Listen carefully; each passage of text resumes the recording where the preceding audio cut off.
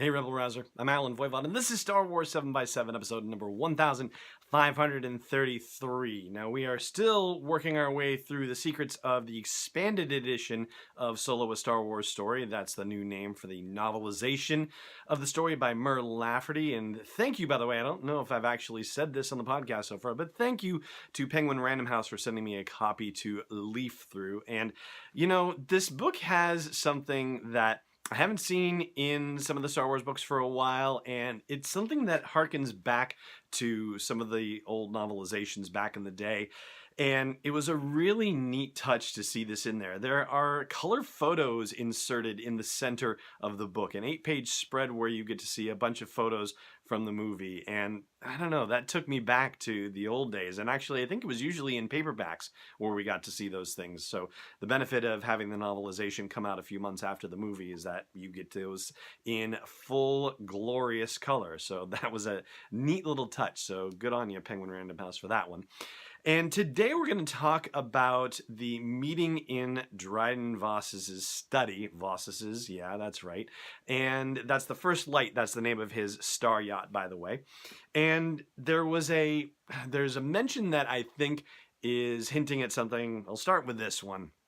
And so far, I've been unable to find out what the specific significance of it is, but it seems like there is. There is a lot of stuff on display in Dryden's study, and that's just the tip of the iceberg from what I'm given to understand from the Solo: A Star Wars Story official guide from DK Publishing, that, you know, he's got a lot more, but he just kind of keeps little things here and there. There's a crown that's on display somewhere that Chewbacca takes a bit of interest in, but we don't yet know what that crown was about, and I was wondering if it had to be some sort of Wookiee artifact or anything like that. Well, there's no reference to it in the official guide, so, you know, so far that one seems to be a mystery that is waiting to be revealed or discovered. And if you have any thoughts on that, then by all means, let me know. Now, one of the more horrifying things about Dryden's study that doesn't get realized by Han until they're leaving, and it's something that Kira is already aware of, is that there are creatures, beings, in suspended animation inside jars with the description as entropy field generators, basically. So these are not taxidermied people or creatures or what have you. These folks are actually alive and in suspended animation, and you're given to believe that not only does Dryden Vos do this with, you know, very rare animal species, but he also does this with enemies who have particularly annoyed him, that there is a fate worse than death, and it is being held in suspended animation to just hang out in Dryden's office, which is a real creepy thing. And you don't necessarily get that in the movie itself. You don't realize that that's part of what is happening in there.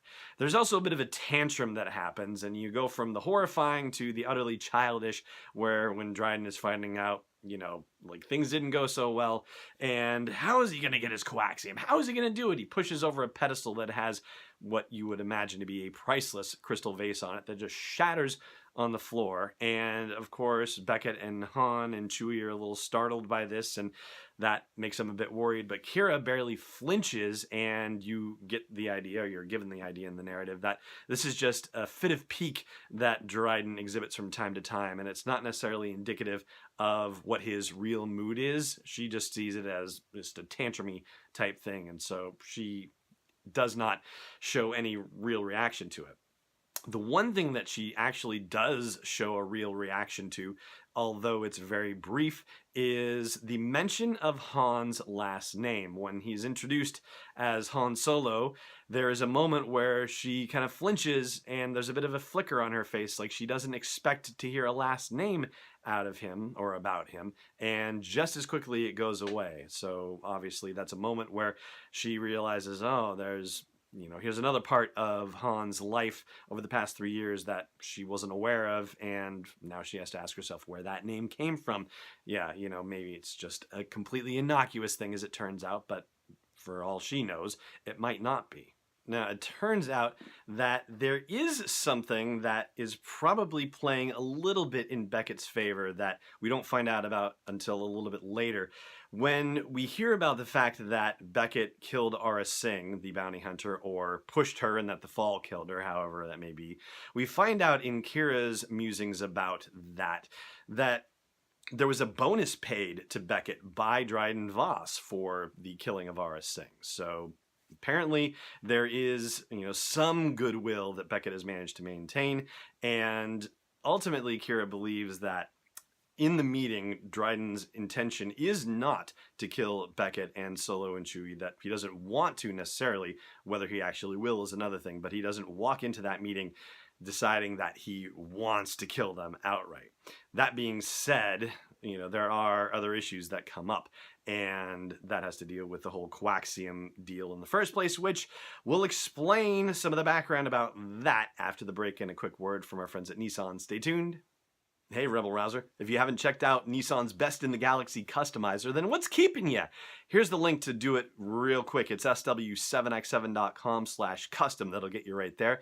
You can customize a Rogue, an Ultima, or a Titan, and give it a design inspired by the Millennium Falcon, by an Imperial Heavy TIE Fighter, Moloch's Landspeeder, or 4 other different designs. Check it out, sw7x7.com/custom. And hey, Solo: A Star Wars Story is now available on digital, and it's coming September 25th on Blu-ray and new in 4K Ultra HD as well.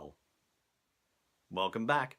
So that coaxium job, we find out that because of the little incident that turned into a big incident on Corellia with Han and Kira and the stolen coaxium, that over time, Kira has made it her mission to learn as much as she can about coaxium, so she is the resident expert on the subject. And it was, in fact, her idea to sponsor some kind of mission to steal a whole load of coaxium. So she's more on the hook for this thing than we necessarily realize as we're watching Solo: A Star Wars Story. She actually has more skin in this game than we think. And as far as the failure of the mission, when Beckett says, you know who I answer to, or when Vos says that, that's got to be a reference to Darth Maul. And the whole question about whether, how, deeply Maul is involved with any of this, well, in the Solo: A Star Wars Story official guide, there is a picture of an item in Vos's study. It's a reconstruction of a Sith holocron, and the notation in there says that Vos intends to give it to a suitable benefactor. You have to imagine that that would be Darth Maul, or just Maul, since he's no longer a Darth in this case. But the fact that Beckett might potentially know about Maul's existence seems a little surprising, actually. You would almost imagine that the existence of Maul would be something that would be more of a secret, something that he would keep a little closer to the vest. But it might be that his presence is more widely known than anybody else's.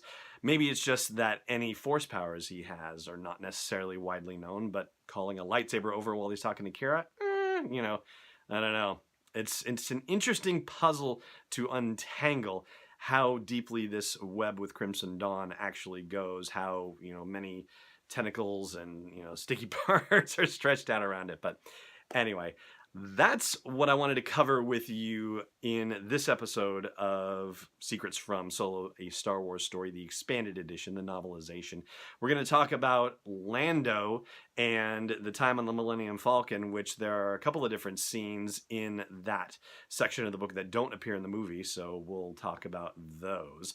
For now, though, I just want to say thank you so much for joining me for this episode, and be sure to subscribe if you're not already. If you don't support the podcast on Patreon already, then I hope you will consider it at patreon.com/SW7x7. That's patreon.com/SW7x7. And finally, may the Force be with you, wherever in the world you may be. This podcast is not endorsed or sponsored yet by Lucasfilm Limited, Disney, or 20th Century Fox, and is intended for entertainment and information purposes only. Star Wars, the Star Wars logo, all names and pictures of Star Wars characters, vehicles, and any other Star Wars-related items are registered trademarks and/or copyrights of Lucasfilm Limited or their respective trademark and copyright holders. May the Force be with them. All original content is copyright 2018, Star Wars 7x7. We hope you love it!